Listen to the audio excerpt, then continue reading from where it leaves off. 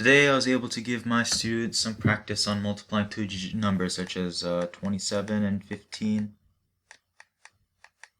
He was able to do those quite easily, so I moved on to some harder ones such as 537, 111, three-digit multiplication. He also found that fairly easy, so I decided to move on to teaching him some word problems. I gave him one where a man was buying lemons at a store, and then that was when I realized that he wasn't very confident in decimals. So I had to change the problem a little bit so that each lemon costed $15 instead of $1.50 because he wasn't comfortable with decimals yet. So after solving that problem, I moved on to decimals. So I taught him that 1.1 was another way you could say it is 1 and 1/10 because 0.1 is equal to 1 out of 10. And then 1.11, this is, again, it's 1/100th, and then so on and so forth to the thousandths place.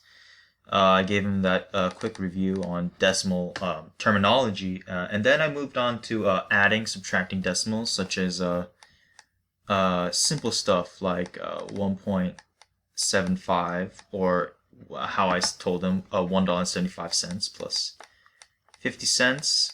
He was able to grasp addition and subtraction of decimals fairly easily, but he found multiplying decimals to be quite a bit harder. I gave him a example of, let's say you had $1.10, and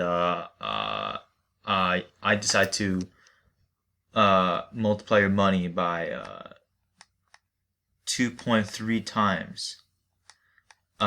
He was actually able to get this problem correct, but he used the wrong method of approach. He somehow guessed the right answer, basically. And then I taught him that to figure out where to place the decimal after finding the answer. Let's pretend like the answer was this after multiplying.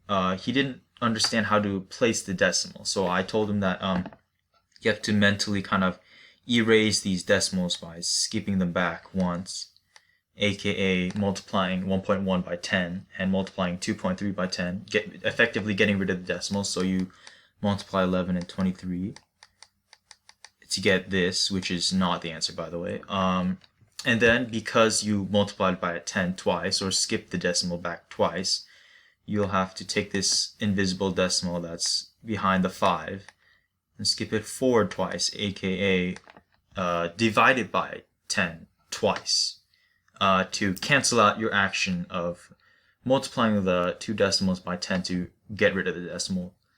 So he had some trouble understanding, but I believe that he was able to understand within the last 5 minutes.